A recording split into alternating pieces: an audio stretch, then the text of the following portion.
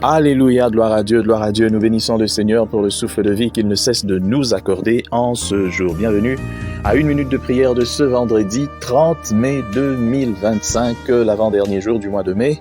Nous bénissons le Seigneur qui nous a gardés durant tout ce mois. Oh, l'année va bientôt toucher à sa moitié. Que le nom de Jésus soit glorifié, le Dieu qui nous garde de jour en jour, et nous prions encore pour que nous puissions voir ses merveilles et continuer à vivre pour accomplir la destinée que Dieu a préparée pour nous. Alors bienvenue à une minute de prière aujourd'hui.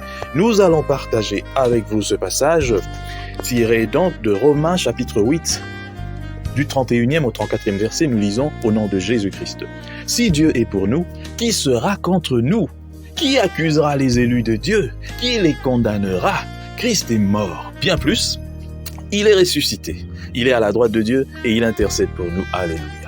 Chers frères et sœurs dans le Seigneur, je suis heureux de lire ce passage aujourd'hui. Parce que dans notre marche chrétienne, nous vivons tellement des choses qui de fois nous font douter de notre nature d'enfant de Dieu. Ça nous fait douter de notre relation avec Dieu. Ça nous fait douter même de fois de notre appel. Comment est-ce que moi qui suis un appelé de Dieu, je peux vivre des choses pareilles? Comment est-ce que Dieu peut tolérer que je sois la risée du monde? Comment, et on se pose tant de questions. Alors, comment aussi, je vais vous poser cette question, Jésus ayant la plénitude de la divinité en lui pouvait être humilié sur une croix qui était symbole de malédiction? Je vais vous répondre, c'est parce que tout simplement, Dieu nous demande ou veut que nous puissions manifester sa puissance dans notre faiblesse. Alléluia. Jésus-Christ qui était Dieu, il s'est fait homme, il s'est laissé humilier, insulter. Oh là! Combien de fois nous, chrétiens, il suffit seulement d'un petit problème. Ah, toi là, est-ce que tu me connais?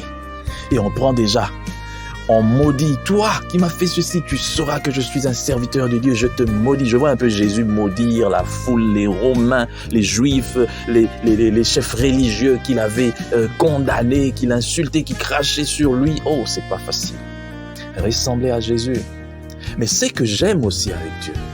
Quelle que soit la situation ou les choses que nous pouvons vivre dans notre vie, nous devons garder à l'esprit, si réellement nous sommes les enfants des dieux, que Dieu est avec nous. Et si Dieu est avec nous, qui sera contre nous? Qui?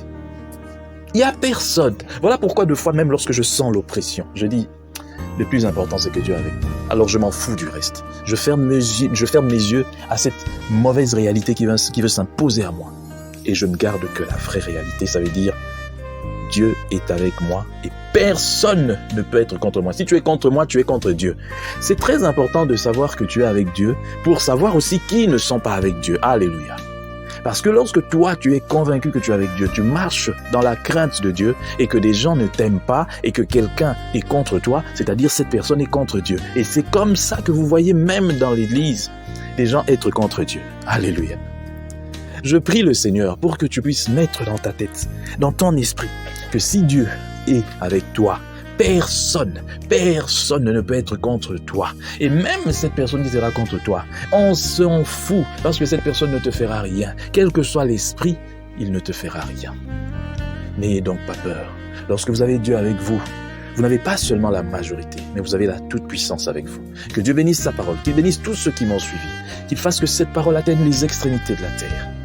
Gloire lui soit rendue au nom de Jésus-Christ. Amen. Gloire à Dieu. Bonne journée.